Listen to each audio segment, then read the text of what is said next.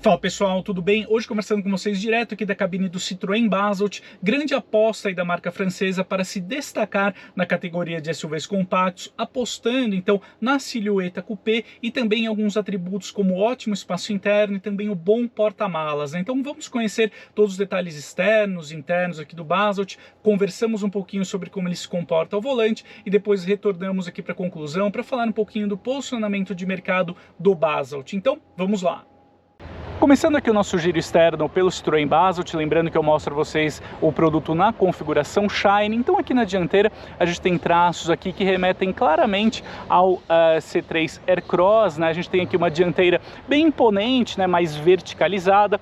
O produto oferece então a assinatura aqui luminosa em LED, né? Para a luz de condução diurna, porém a gente conta com os faróis halógenos convencionais, né? Ao contrário do Basalt indiano, que já oferece, né, os faróis em LED para os seus catálogos superiores, né? Partindo aqui para o perfil, então nós observamos no Basalt dimensões que o classificam, né, como um SUV compacto propriamente dito. A gente tem um comprimento um pouco acima, né, de 4,30 m, largura e altura estão em linha aí com os concorrentes, né?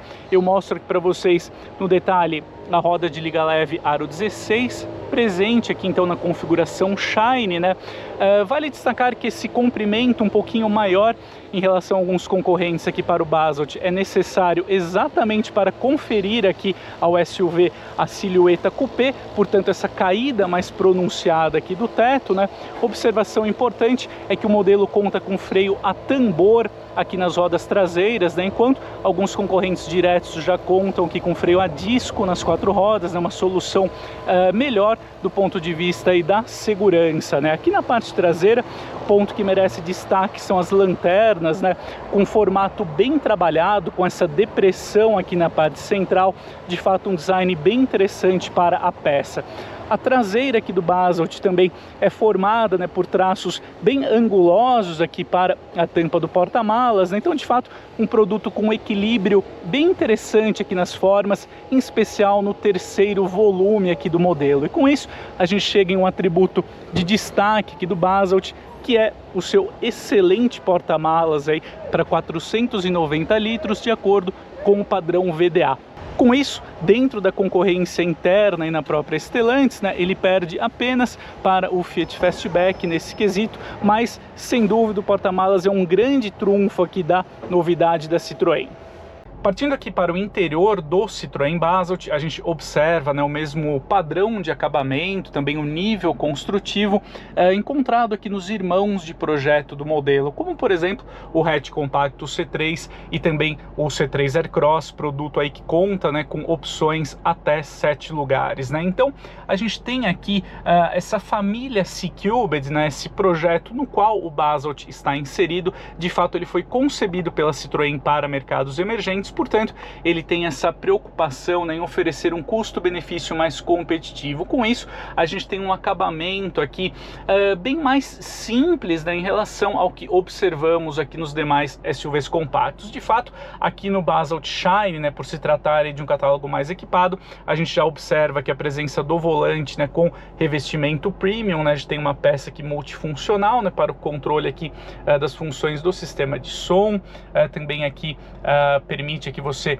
alternar entre as telas aqui do computador de bordo, um refinamento, por assim dizer, né, que na cabine do Basalt Shine fica por conta do ar-condicionado automático digital, que vocês conferem aqui na tela, e a gente conta, né, com um revestimento interno premium aqui para o modelo, né?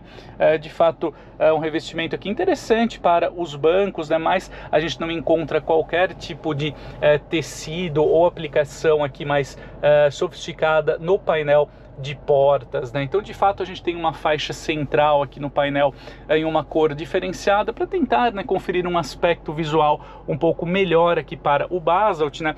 Mas, de fato, a gente tem um modelo aqui bem mais simples, né, em relação a outros SUVs compactos. Falando aqui da central multimídia, a gente tem um aparelho, então, com uma boa tela, né, de 10 polegadas, porém, eu acredito, né, que pelo menos essa interface gráfica aqui, né, da tela, ela poderia ser um pouquinho mais moderna moderna, por assim dizer, né? De fato, a gente tem um aparelho aqui com uma boa navegação, né? Porém, ele traz aqui um layout já um pouquinho defasado, né? Por assim dizer, apesar do bom posicionamento aqui do aparelho, né?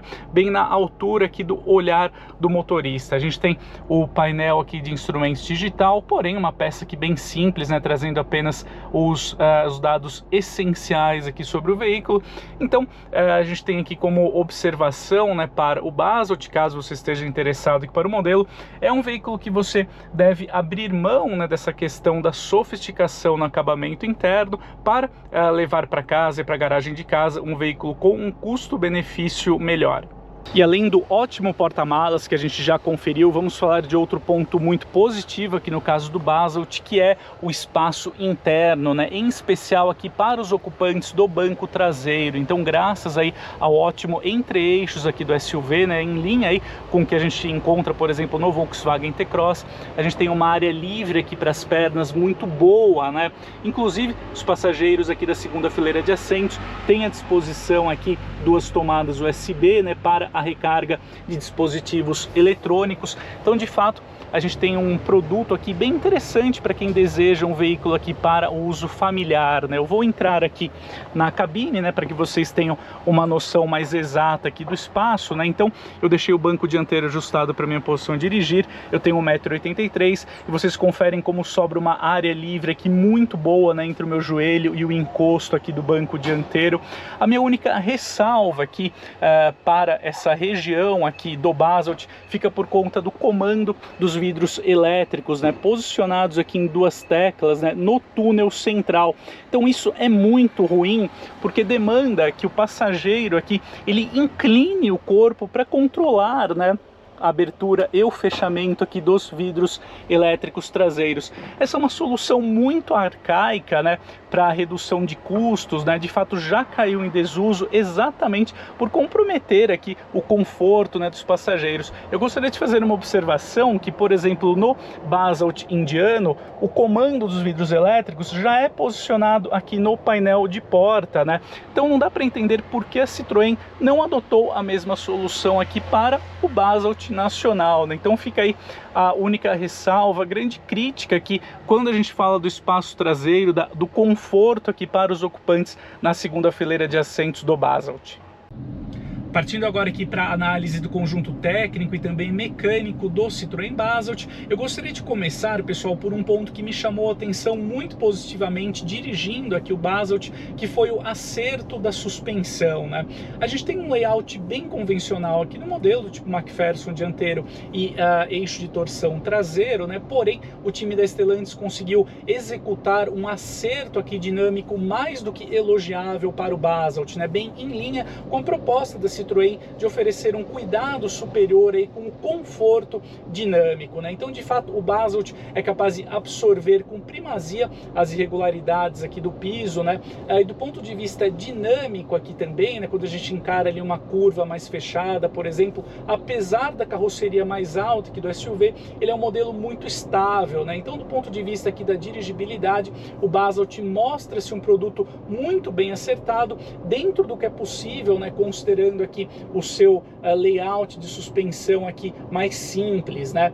Falando um pouquinho agora aqui do conjunto motriz, né? Então a gente tem sobre o capô aqui do Basalt Shine o motor 1.0 GSE, portanto com turbo e injeção direta. Esse propulsor oferece até 130 cavalos com etanol, torque na casa de 20 kgfm e ele trabalha então em conjunto com o câmbio automático CVT. Essa transmissão conta aqui, né, com 7 marchas aqui pré-definidas, né, que permitem aqui trocas sequenciais por meio da alavanca de câmbio. Esse conjunto propulsor já está mais do que provado, né, em outros modelos da Stellantis produzidos aqui na região, principalmente na gama Fiat, também na linha Peugeot, né? Então, de fato, ele confere um alto nível de eficiência aqui para o modelo. A gente tem uma aceleração de 0 a 100 abaixo de 10 segundos e também boas médias de consumo aqui para o Basalt, que ficam em torno de 12 km por litro na cidade com gasolina e por volta de 13,5 km por litro no ciclo rodoviário. Portanto, um bom nível de eficiência aqui para o modelo. Falando um pouquinho aqui da direção, também do sistema de freios, né? A gente tem uma direção com assistência elétrica, também com uma boa calibração aqui, bem condizente com a proposta do Basalt, que está longe de ser aqui um modelo esportivo, né? Falando sobre o sistema de freios, também ele está bem adequado aqui com o nível de desempenho do SUV.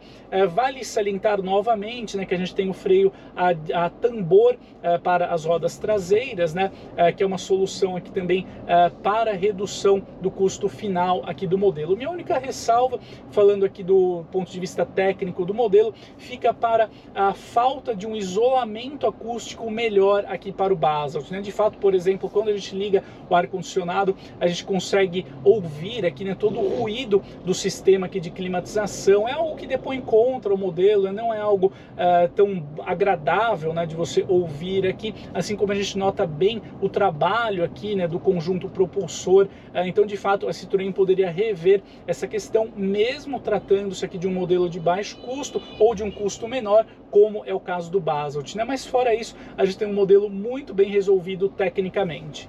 Então é isso, amigos, agora que a gente já falou da parte externa, conhecemos também aqui a cabine do Basalt, né? A gente conversou um pouquinho sobre como ele se comporta ao volante. Vamos seguir aqui para a etapa final do nosso conteúdo, falar um pouquinho da precificação, do posicionamento de mercado do Basalt em relação ao segmento, né? Bom, eu acho que indiscutivelmente, né, o Basalt ele traz ele como grande trunfos, né, a cabine, então com um bom aproveitamento do espaço interno, também um excelente porta-malas. É um SUV compacto, sem dúvida, bem interessante para quem deseja um veículo aí para uso familiar.